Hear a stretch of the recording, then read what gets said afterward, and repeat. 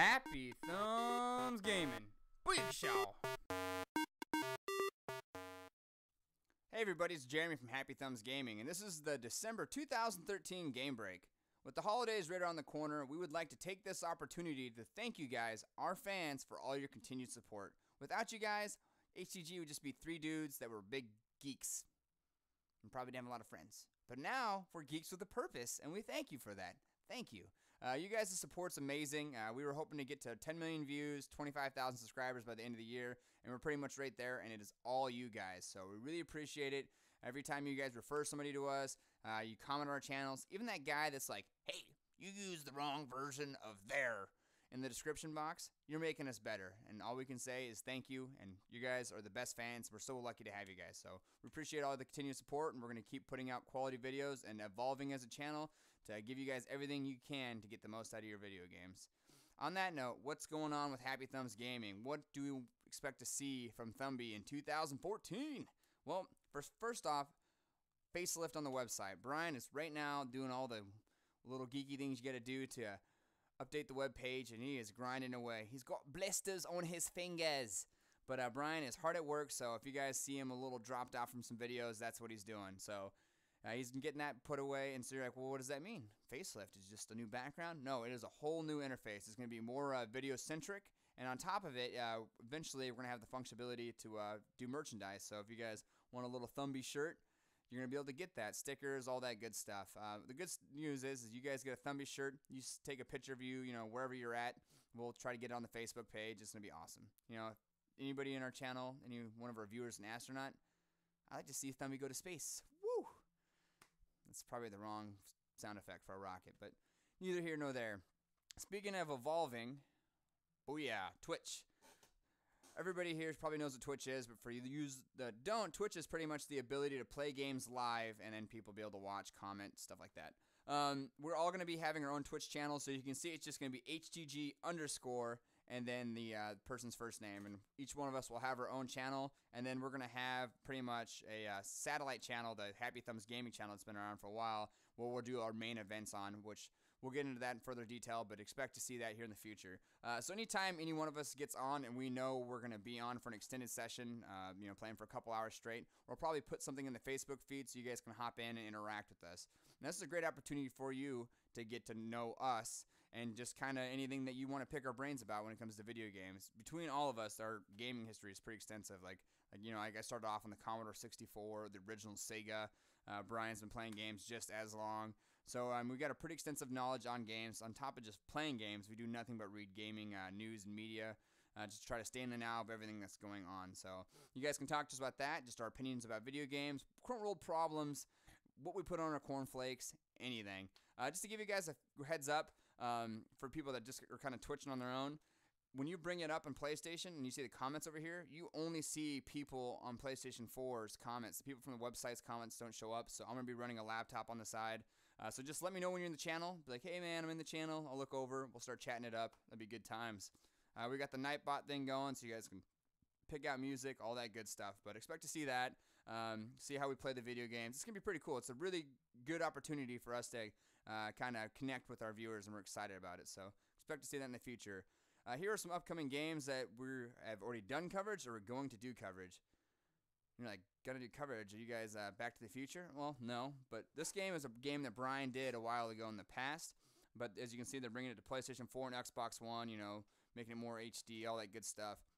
If you have not played this game yet, I highly recommend you do it. It was probably one of the best games I played probably last year, and is definitely the best Tomb Raider in a long, long time. I played the original Tomb Raiders, and all I'd do is climb lower up as high as I could, and then swan dive off into the pavement and just pancake her, and I made that pretty funny bone-breaking sound. But the game's evolved way past push around boxes onto pressure switches, so definitely check it out if you haven't done it. We already have all the videos up on the webpage for the trophies and achievements, and if any of them change or any of them new, we'll probably update those for you guys. But like I said, all the work's already done for you guys, and you guys want to check it out, enjoy a great game, now's your opportunity. Now you guys are like, man, I don't know if there could ever be such a thing as too much Legos, but boom! The Lego Movie video game. So as you can expect, Brian will be indisposed of for a while as he teaches you guys how to stud-hoer your way up to the top. And that's going to be pretty awesome. So we're all pretty excited about that. There's no such thing as too much Legos. I don't know what it is. You just get that multiplier up and you got 10 billion bolts and you're like, I don't even know what I'm going to do with these, but yay! So, and every time they just somehow seem to one-up themselves, so we're pretty excited about that. So expect to see that here on the, is it the 7th of February? Coming out soon. First game you'll probably see of the next year. And, whoop, technical error. Bam. Lightning returns. Come on, you guys knew we were going to do this. You knew I was going to do this. This is one of the first games that we actually kind of picked up some steam with on YouTube there. So expect to do full coverage of this. Hopefully, it is not as hard to communicate about as the last Final Fantasy was with the time travel. You have no idea how it is to be a guy that has to like try to take a video game and then make videos to the point where like nobody that's even seen that scene before can, you know, be able to repeat, you know, emulate what you just did. Time travel messes that all up, and it was a lot of learning curve for us as we were first kind of getting up and going. So this game's definitely a newer one. It's kind of went to like the Final Fantasy X-2 thing where you change your outfit thing. So we'll see how that goes. I'm hoping for nothing but the best. I'm a big fan of Lightning and this whole series, so it'd be good times. Like I said, we're super excited about this. So expect to see coverage from me on that one.